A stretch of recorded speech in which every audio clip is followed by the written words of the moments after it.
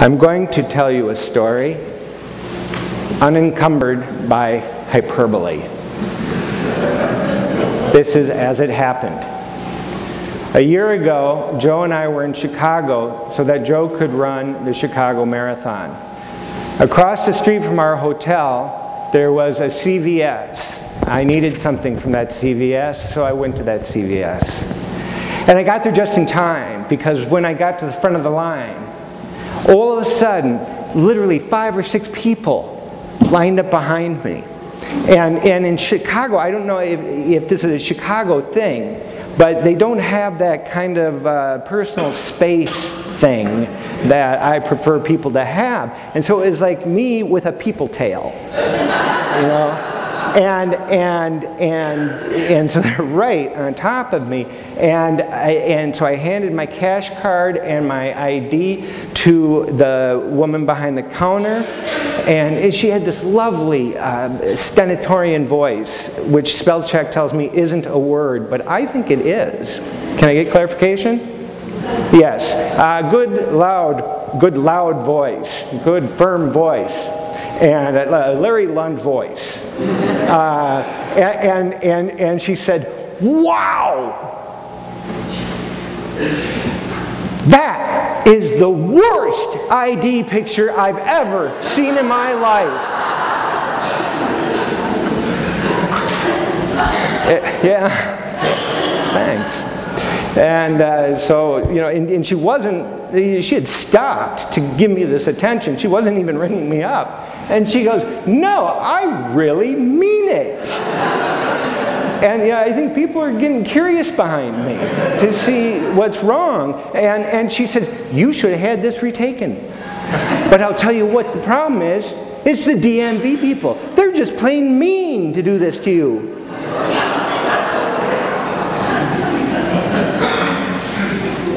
I took the picture back, and I looked at it because I thought, well, maybe I've been missing something all this time, you know? And I looked at it, and it looks like this. Me. This is what I bring to the game. This is it. In my Theories of Personality class, an author of a study on human personality wrote 3 observations. 1, all human beings are alike. That is, we have bodies. We have other things in common. I'll talk about those later. 2, some human beings are alike. There are sub-communities. There's race, religion, what have you. 3, no human beings are alike. In a theological context, we might say that when God knit us together, God did so in a way that each of us are unique. These bodies that we have in common carry personalities and carry differences. No human being is alike. Last week, the youth did a good job of talking about breaking down us versus them, this notion of us versus them. That mentality that in this world there is a limited amount of love, so that we have to paint people as the other.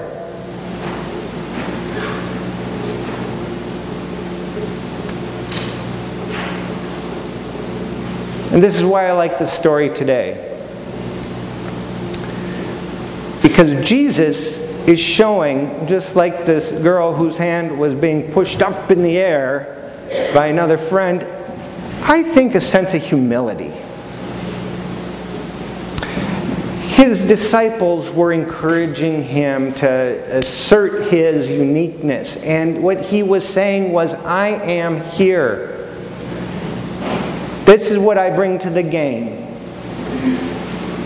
But I am here to tell you that God so loves the entire world. God so loves the entire world. I would have been like one of the disciples, I am certain. They were just being protective. My spiritual gifts might have been micromanaging. I would have wanted to make sure that this man casting out demons was getting the points just right. Is his message on point? Is he saying the right words? Is his hand, when he does a benediction, just the right way? Or I may have been offended. Well, Jesus had been working this for 33 years. 33 years he's been doing this in some form or another. And you come along and you steal his gig. As an attorney, I'm offended. And cease and desist, please. But that wasn't what Jesus was about. Like John, who said about Jesus, he must increase so that I may decrease. Jesus lived a life of decreasing so that God and knowledge of God's love could increase.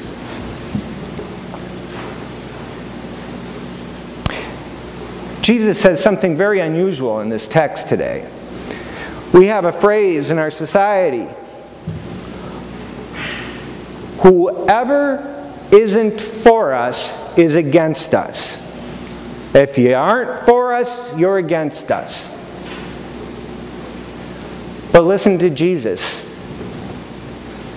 He says, whoever is not against us is for us. He imputes, he presupposes a unity on humankind. That is his unique gift that he brought.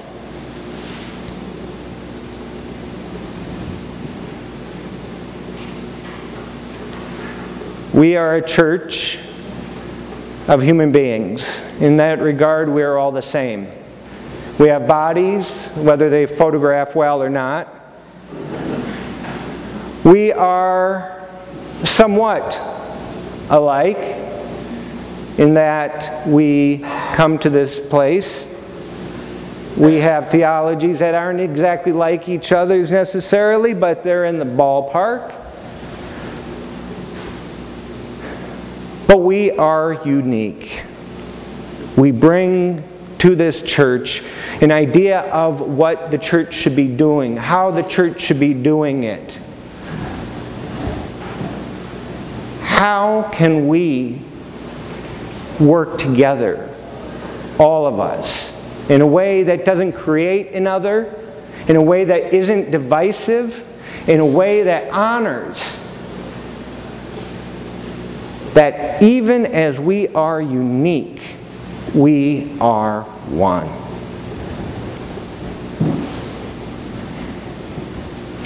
Carl Jung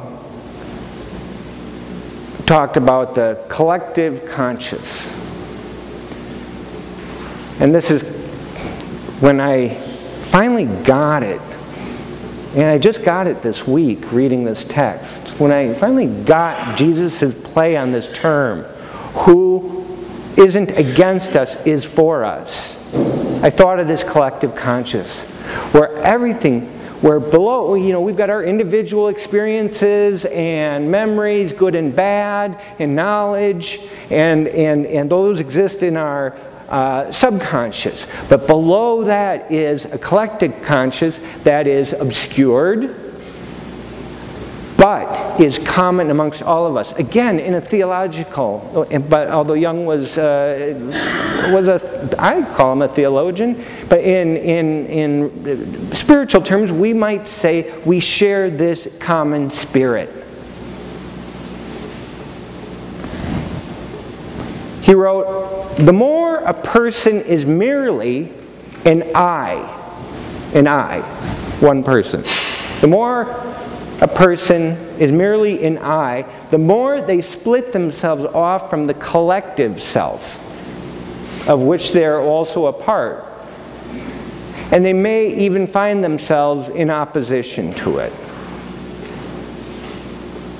In other words, working against, creating a false enemy, seeing enemies where none exist.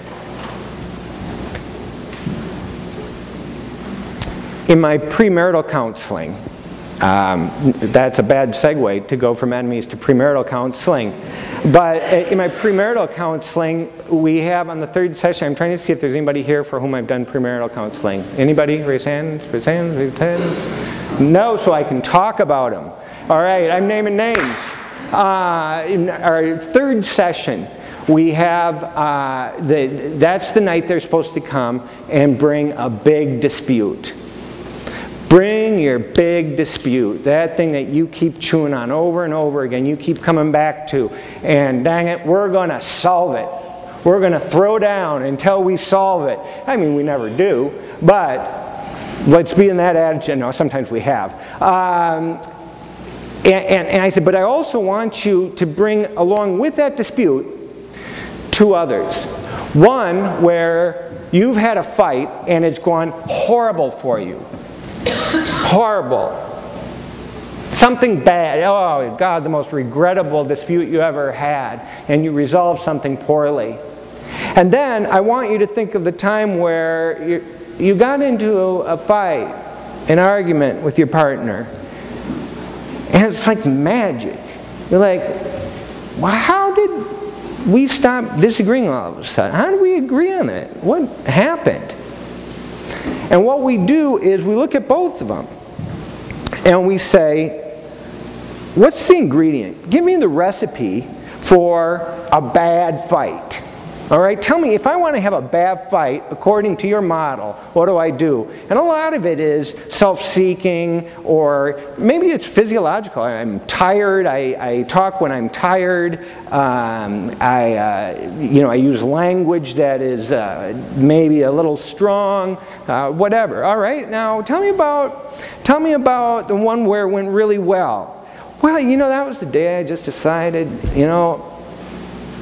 was it really worth it to be right with somebody that I'm going to marry and be one with?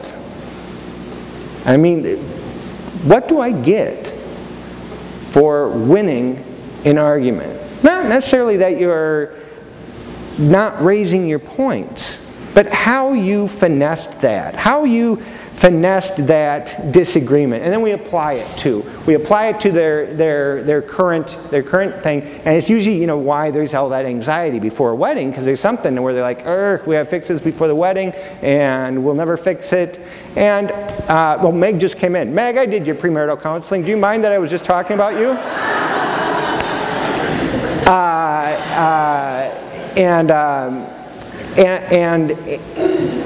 And we may not resolve it right then, but it gives them a model. And I like the word recipe, because to me, food is good, and I like to think that the individuals that come together in a relationship, whether it's a primary relationship, a friendship, a family relationship, a community such as this, we each bring something rich to each other. Something different. We need to be different from each other. Otherwise, we're going to know a lot about some things and nothing about other things. So I love that term recipe, and I ask us to keep it in mind, because today was our first, did we decide it was a series? The first of a series of 2. Adult forums on having difficult conversations within this church. I've known you for a while. I think you are wonderful people. I think you all have different gifts. You know that about yourselves. Gail did a stunning job, I think, today in the adult forum, talking about how we are going to come together in conversations that this church is fortunate to have. We don't have to worry about bricks falling off the building. We don't have to worry about the fact that the heat's being shut off. We get to worry about how we're going to take the resources we have, limited as they may be, and use them in a way that reflects this community. That is fortunate people problem. Johnson Omnimedia, the multimedia arm of our church, videotaped the whole thing. It's on the website. Watch it if you were not there today. And while you're there, you know you can see all manner of things, all sorts of video. He doesn't want to be named, so the guy who videotapes us, it does a really good job of getting sermons up there, getting special events up there, etc. If you were not with us today at the adult forum, please watch it. Please come next week, because then we as a community are going to engage in a time of creativity and joy. We are going to discuss mission. We are going to discuss what it means to be a church that God, we're bigger than one denomination. We're two denominations. It takes two denominations to handle us. That's how church we are.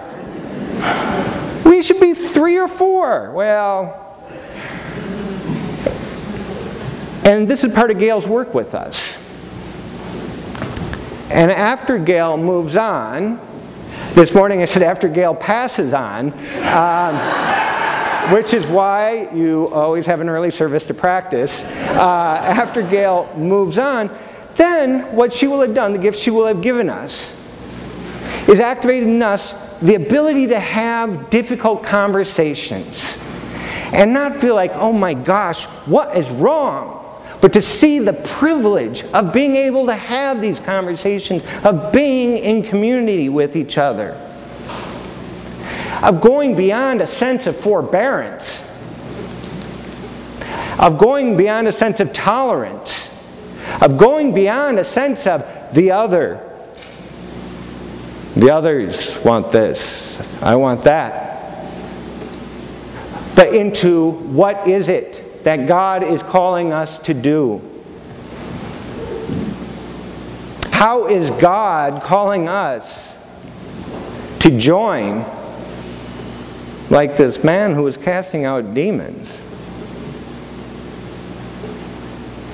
As human beings, as a sub-community, as unique individuals, how has God privileged us to spread the news that God so loves the entire world? And if you saw me hastily scratching during the opening here, it's because I realized the liturgy contained a beautiful line. I'm just going to close with it. In God, the whole world is joined together and grows into a holy temple. May that be the reality of this world. May it start with this sub-community. And may you bring it to this sub-community with the gifts you've been given, and with a spirit of joy, a spirit of creativity, and a spirit of love. Amen.